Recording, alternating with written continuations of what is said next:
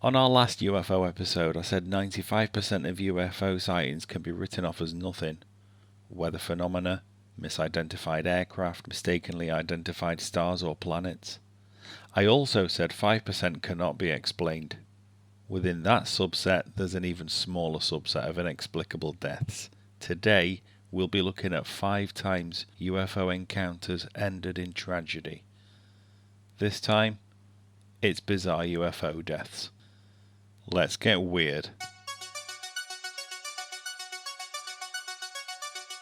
The history of mankind is riddled with the weird and the wonderful. Bizarre people, strange places, and odd events. For centuries, we've told each other fantastic stories around campfires and in darkened rooms. Tales of ghosts, UFOs, and conspiracies. But are these stories exactly that? Stories? There's only one way to find out. Dive into the rabbit hole and enter Marc W. Shako's Weird World.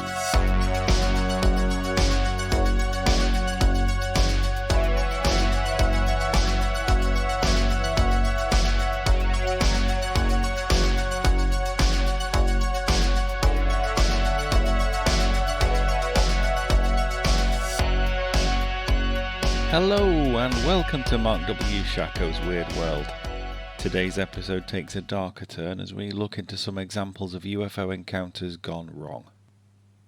Obviously I won't be doing this as a countdown as such because, well, putting them in order would be grim. But it would be rude of me not to ask you to put a percentage on it. What do you think the odds are that someone has died after a close encounter? 1%? 99%? Make a note of your score and readjust as we go along. We'll reevaluate at the end. Whatever you believe happened to the individuals in this list, people actually died, and some of them quite terribly. One of the earliest examples is of a 25-year-old US Air Force captain, Thomas Mantell. This took place on the afternoon of the 7th of January 1948, just 6 months after Kenneth Arnold's famous sighting. See episode 2 for more information on that. Captain Mantell was sent to look into a strange sighting after multiple witnesses on the ground reported something strange in the skies over Kentucky. Captain Mantell climbed aboard his jet and aimed himself at the UFO, reporting a metallic object or possibly the reflection of the sun from a metallic object, and it is of tremendous size. Remember that description. Mantell continued his climb. At 15,000 feet, his wingmen abandoned the chase as they were not equipped to fly beyond such altitudes. They tried to contact Mantell and asked him to abandon his pursuit. He was at 22,000 feet and still climbing. His last message was him saying he was going to take a closer look. What was left of his plane was found an hour later on the border between Kentucky and Tennessee. After dousing the flames, firemen pulled Thomas Mantell's body from the wreckage. His watch had stopped at 3:18 p.m. Initially, the explanation was that Mantell had mistaken the planet Venus for a UFO, had been chasing that when he passed out through a lack of oxygen. While the last part of the explanation is possible, probable even, we come back to his description of what he was chasing. Metallic, of tremendous size. That description also fits with what witnesses on the ground reported leading to the chase in the first place. Civilian and military witnesses described an object conical in shape with a shiny metallic surface and a red tip, which for you astronomers out there sounds absolutely nothing like the planet Venus. In the 1950s, the explanation was changed, perhaps due to declassification. Starting from late 1947, the top-secret Skyhook weather balloon was used in over 1,500 experiments. That's where that weather balloon meme comes from then. The reflective surface and conical shape description now make more sense. The largest reported size of a Skyhook balloon reached a maximum size of up to 600 feet tall and 100 feet in diameter at an altitude of 60,000 feet. visible from the ground and no doubt bizarre to rural 1947 witnesses. Because of the top secret nature of the Skyhook program, also something Thomas Mantell would have been unfamiliar with. So, from the literal definition, an unidentified flying object, but likely an actual weather balloon. Now, I know that's not what you've come here for, dear listener, so are you ready for some real UFO deaths? Let's get weird. Todd Sees was a 39-year-old Little League baseball coach and a father of two. In many ways, he was a regular guy. His disappearance, however, was anything but. It's the 2nd of August 2002. Todd Sees lives at the base of Montauk Ridge, a mountain near the town of Northumberland in the southern part of Northumberland County, Pennsylvania. Todd's home sits in a heavily wooded area not far from the Susquehanna River. The weather is good, so at 5 a.m. he dons his hunting gear, mounts his quad bike and goes looking for pre-season deer. The father of two tells his wife he'll be back by noon. When noon rolls around, Todd is nowhere to be seen. At 2 p.m. his concerned wife calls the police. So concerned are they at his out-of-character behaviour, a search party is quickly formed. Local and state police, paramedics and local volunteers help in the search. The number of local volunteers involved soon grows to over 200, hinting at Todd's popularity. After a short search 2 miles from his home, his son Nick finds Todd's quad bike. It should be a big break in the search, but when tracking dogs are brought to the scene, they fail to get a scent. The searchers are baffled. After the search of the surrounding woodlands turns up nothing, divers are sent into the pond close to Todd's property, but their search too is fruitless. The scouring of the woodlands continues on through the intense summer heat. Then, on the evening of the second day, something is spotted in an area of dense scrub a stone's throw from the pond. It's 2 miles from the quad bike. Firefighters hack a path through the trees and brush, and as they get closer it becomes clear that the shape spotted in the trees is a body. The worst fears of the search party have been realised. It is the dead body of the 39-year-old Todd Sees. His clothes are missing and Todd is dressed only in his underwear. His body is emaciated, the expression on his face is one of abject terror. But the weird is just beginning. Within 30 minutes of Todd's discovery, the FBI are on the scene. They take over the investigation. They will not let Todd's wife see his body. She is told that she'll have to wait 6 to 8 weeks to get his body back while they wait for the results of a toxicology report. Later, a boot is found 75 feet up a tree 1 mile from the quad bike. It's Todd's. Aside from the look of terror on Todd's face, there are no visible signs of struggle. No bruises, no wounds. The only visible marks are small scratches from the brush. 2 separate autopsies return nothing. A toxicology report also returns nothing. The cause of Todd's death is a mystery. So what happened to Todd Sees? The quad bike found 2 miles from his home. No scents around the vehicle for tracking dogs to follow. His body found in an area of scrub so dense that firefighters needed to hack their way inside. Todd's body dressed only in his underwear, and a boot found 1 mile from the quad bike in a tree.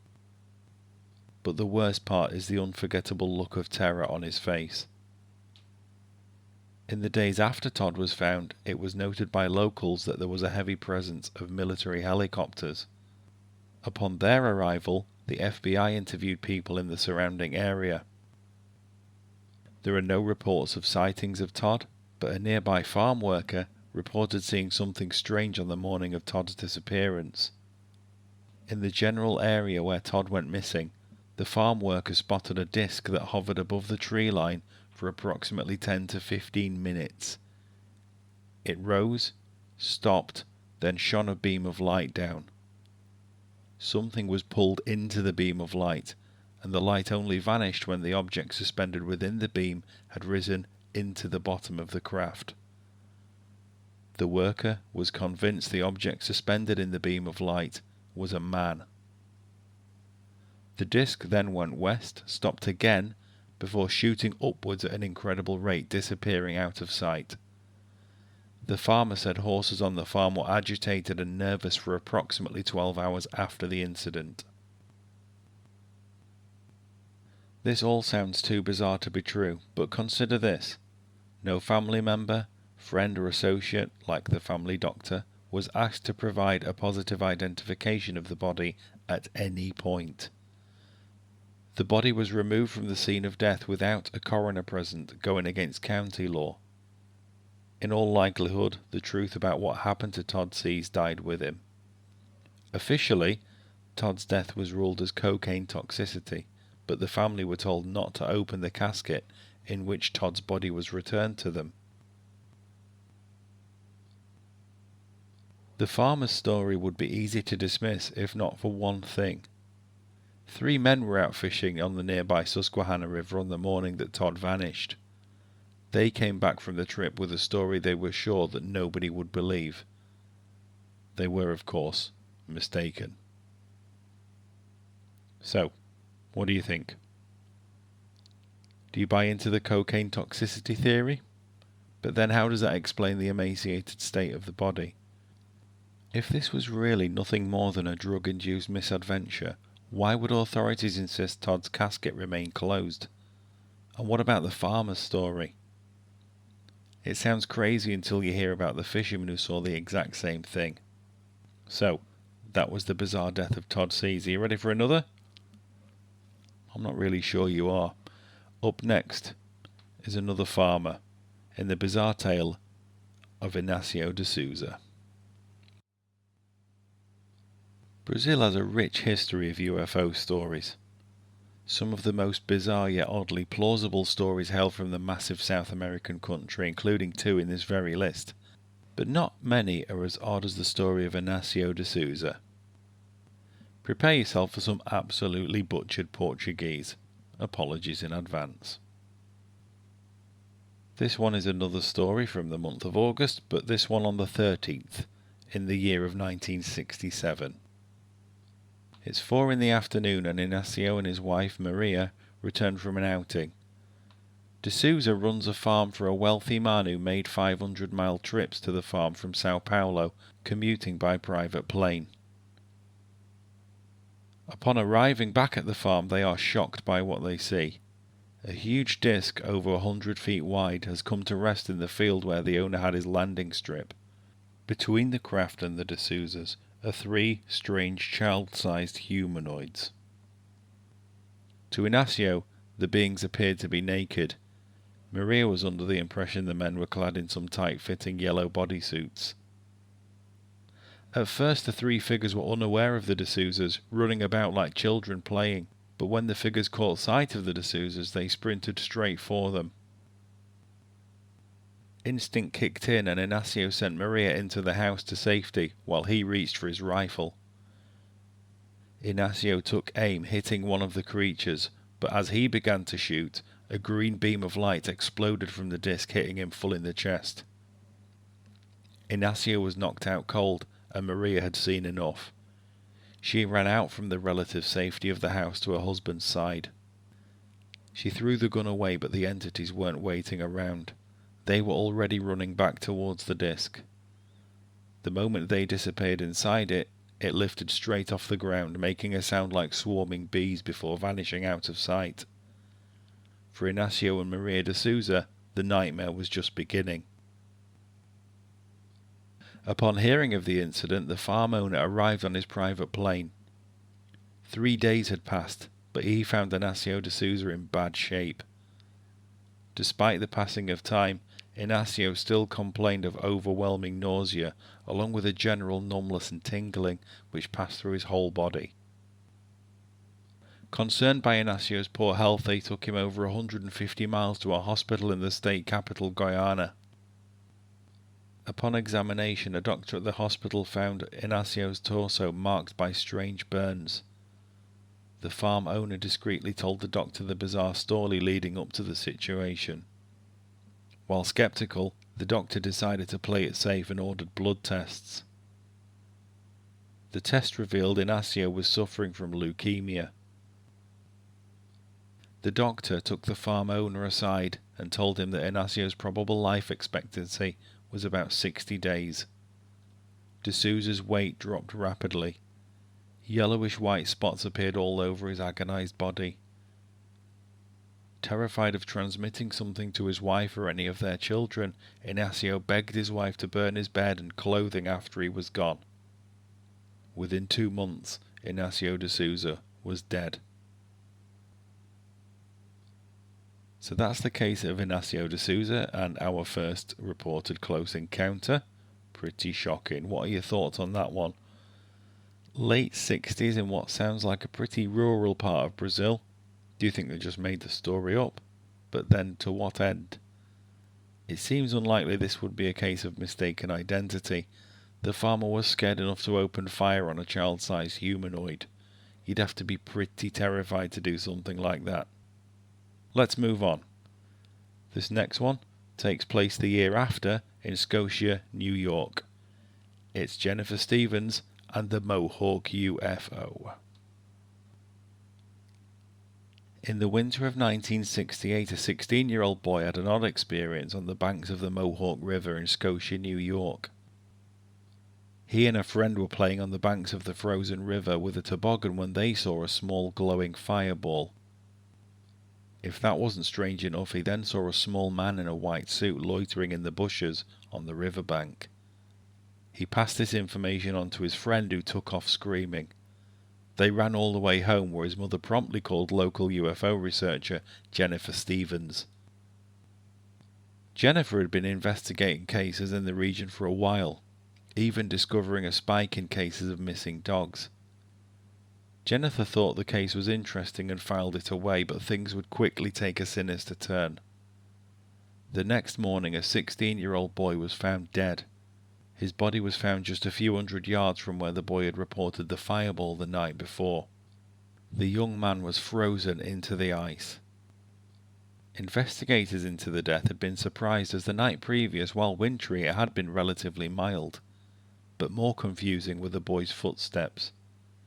It appeared he'd been running before the footprints changed to show one foot dragging, like he was being pulled from above.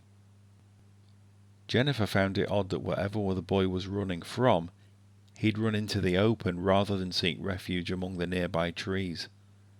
The story told by the footprints was walking, then running, then dragging, but bizarrely only the boy's prints were to be found.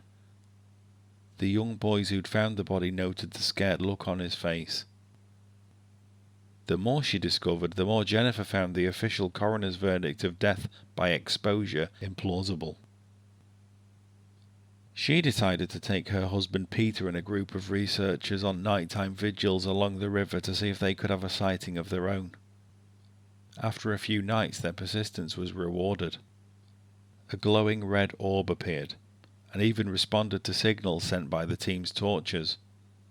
The light took off when a large plane appeared, but for Jenny and Peter, the night was just getting started. When they arrived home, their daughter was agitated, saying the phone had been ringing all night with strange calls. Heavy breathing, loud high-pitched beeps on the line, and calls dropping. The next night it was more of the same. It got so bad they had to call the phone company. While the phone company found no issue with the line, the technician offered his own theory. The phone line had been tapped. Outside of their research group, nobody knew what they were looking into. Strange enough, but it was about to get weirder. While out at an inspection for his normie job, Peter went into a nearby diner. Moments after he sat down, what was described as a tall, tan, saturnine-looking man, that means moody, folks, sat down beside him and started to discuss the UFO case. There have been people watching the sky every night down by the river in Scotia, he said. Peter played dumb and pretended not to know what was going on. The odd man beside him continued to talk about UFOs. Peter's attempts to find out who this man was and what he was doing fell on deaf ears. Eventually, the man excused himself before delivering a chilling warning. People who look into UFOs should be very, very careful. After a time, Jennifer published an article titled Mystery on the Mohawk. It went into detail explaining the odd events of recent times. In the article itself, Jennifer wrote how by putting the information down in print, she could be asking for trouble, but she felt it was important that the truth be told. She had no idea of what was to come. Just 2 months later, still in his 30s, her husband Peter died suddenly. Jennifer quit her research immediately. Now that is a story, folks. They're men in black, naughty boys. What do you think about the footprints of the boy? Walking, running, dragging. And there's no evidence of him being chased, at least not by anything on the ground. No footprints of people or predators alongside, behind, around him. And the man in black, those guys are making more and more appearances. Scary stuff. Now, while the deaths in that last story could be seen as UFO adjacent, the next one is direct, and it is shocking. For our last story, we're going back to Brazil. Brace yourself for more bad Portuguese and the gruesome death of João Prestes Filho. After this short message from our sponsors, which is me. For more spooky strangeness, visit www.markwshako.com. And now, back to the episode. By the time João Prestes Filho entered Santana de Parnaíba Hospital on the 4th of March 1946, it was obvious to anyone who saw him that he was not long for this world. He'd been brought to the hospital by a local police chief, João Malaquias, who had arrived at the home of Filho's sister shortly after Filho himself. Filho had stumbled to his sister's house crying out in agony, saying he'd been burned. The skin on his face, arms and chest was badly burned, so badly in fact that the flesh beneath was exposed. When the police chief arrived, 44-year-old father of 5 Filho said that there was no one to blame for his terrifying appearance because his attacker was not of this world. And so began the strange tale of the gruesome death of João Prestes Filho. The 4th of March 1945 was a cheery time in the village of Araçariguama, for it was carnival season, but not everyone was happy. João Filho preferred the peace and quiet of nature instead. On this day, he chose to take his horse-drawn cart to the Tietê River and go fishing. His wife took their 5 children to engage in the festivities, but managing 5 children is no mean feat, especially 5 children excited by the idea of a carnival, and amid the chaos of the moment, she locked the door to the house, leaving João a man without a key. Electricity was yet to reach Araçariguama, and it is easy to imagine João returning home in the darkness, perhaps with the sound of the festival floating through the evening air. When he arrived back home, he soon realized his predicament. He managed to climb into his house through an open window. He was standing in his home aware of an unusual presence. He turned to the window where his eye was immediately drawn to a glowing object in the night sky, and he was hit then by a burning beam of light. Covering his face with his hands, he dropped to his knees. Though it only lasted for a moment, the effects would be catastrophic. The farmer felt as though his whole body were on fire. João was somehow able to wrap himself in a blanket before bursting barefoot into the deserted streets. He stumbled through the village over 2 agonizing kilometers, and it's here he burst into the house of his sister. João's nephew recalled not being allowed to see his uncle, so horrific were his injuries, his father telling him in the intervening years that he was concerned that the experience of seeing his uncle in such a state would have been traumatic. The man was badly burned from the waist up, with the exception of the hair on his head. Zhao was agonizingly conscious throughout his ordeal, talking to the sheriff, though he was having problems with his tongue. Eyewitnesses to his injuries spoke of meat that has been allowed to boil for a while. His hair, clothing and feet were unscathed by the burning, but his feet were cut to ribbons from his barefoot escape from the house, cut by the jagged rocks between his own house and his sister's. It was quickly decided that if anything could be done for the poor man, it was at the hospital. Rather than risk travelling the poorly kept road to Sao Paulo, they went to Santana de Parnaíba, where the dying man found a friend in an orderly, Horacio Gomide, who tended to Filio during his final hours. Baffled doctors were unable to diagnose Zhao, and it was decided that all they could do was to keep him comfortable. Gomide, a former army medic, said that Filio spoke until he lost too much soft tissue from around his jaw. By now, Zhao Prestashvilio was amazingly no longer in pain, despite seemingly decomposing. Parts of his face were peeling off, and whole chunks of flesh were falling away, exposing bright white bone and tendons beneath. His final act was to ask his new orderly friend for a glass of water. At 10 p.m. that evening, Zhao Prestashvilio died. The death was officially listed simply as cardiac collapse. Naturally, over time this story has been embellished. Zhao's nephew said that as far as he could recall, the injuries weren't anywhere near as bad as those described by Gomide the orderly. Could this be down to the fact that he didn't see his uncle in his final hours? One thing is not in dispute: something had happened to Zhao, for the nephew did report darkened skin from the waist up like he had been burnt.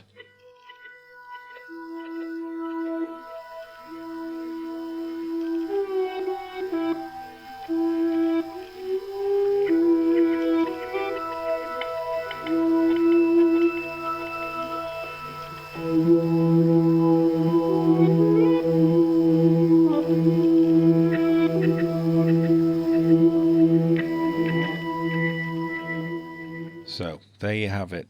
5 tragic stories, no doubt. If just one of these stories turns out to be true, then that truly is terrifying. So, what are your before and after percentages? While the tale of Thomas Mantell the airman is easy to ascribe to mistaken identity, the other stories are not quite so simple to unravel.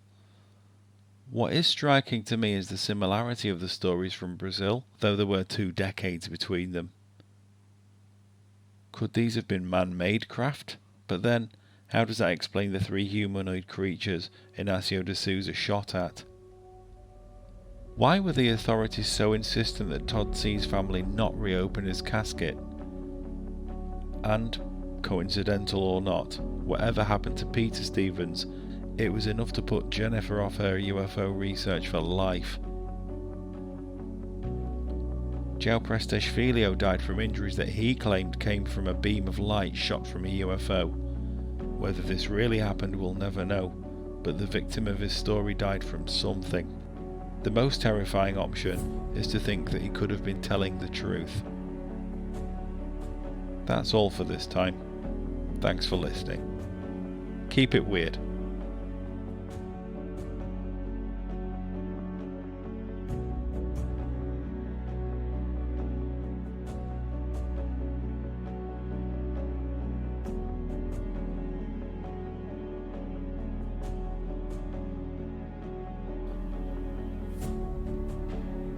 The intro music is Slasher by Carl Casey at Whitebat Audio, check out his YouTube channel.